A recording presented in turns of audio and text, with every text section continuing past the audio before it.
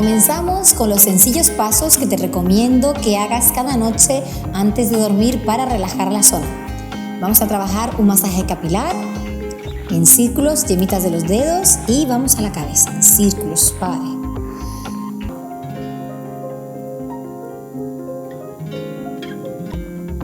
Vamos a coger los pulgares, vamos a poner en la parte trasera del cráneo y aquí vamos a masajear. 1, 2,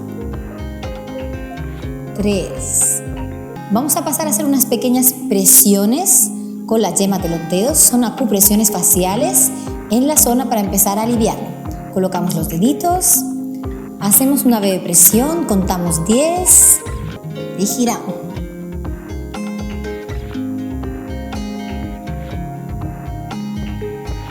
Con los pulgares vamos a ir por debajo de... Vamos a trabajar ahora con el rodillo de jade y el guasa para terminar de relajar la musculatura de la zona del macetero. Trabajaremos con el rodillo, fíjate cómo, hacia abajo muy suavemente y con una leve presión. Mira cómo el rodillo va trabajando. 1, 2, 3, 4, 1, 2, 3,